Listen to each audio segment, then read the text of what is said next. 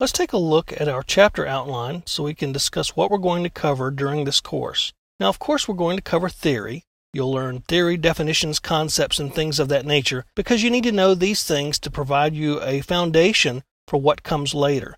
So we're going to talk about Introduction to Ethical Hacking first.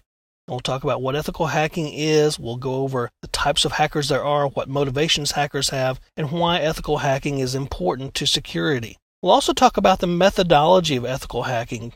The methodology basically is the roadmap or plan that you use to perform an ethical hacking engagement. It's not just all willy-nilly like you see out there in the movies. Some of that methodology involves reconnaissance and footprinting, and that's where you basically get information about your target and figure out who you're trying to hack and what resources they have. We also talk about scanning, in particular network scanning, to learn what kind of open ports and services are on boxes. We'll also talk about enumeration, and that's basically getting information about a network and an organization.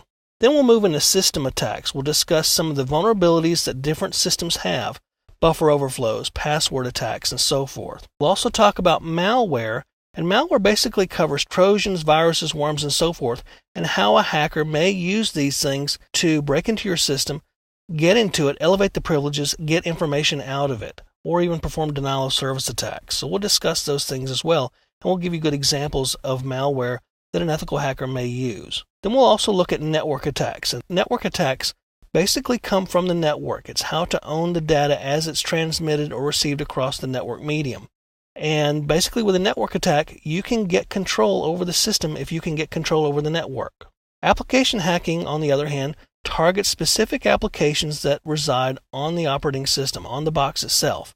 And we'll look at different ways that we can hack into applications. We'll look at injection attacks and so forth. Then we get into web hacking.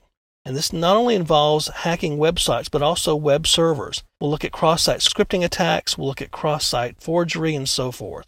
Because this is a security course also, you need to know about cryptography. And cryptography will tell you the fundamentals that you need to know about cryptography, how it works, and how to break it, how to hack it. We'll also look at social engineering. Now, social engineering is not one of the technical attacks that a lot of people think are very glamorous and great and require a lot of knowledge, but social engineering actually requires a lot of finesse.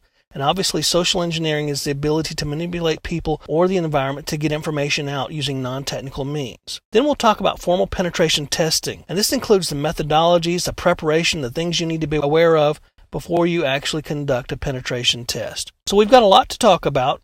And as we go through the course, we'll break down these topics into smaller objectives. You'll see how these work out. And we're also going to be performing a lot of demonstrations and exercises, not just theory, concepts, and definitions, but you'll get all that to help you prepare for the CEH exam.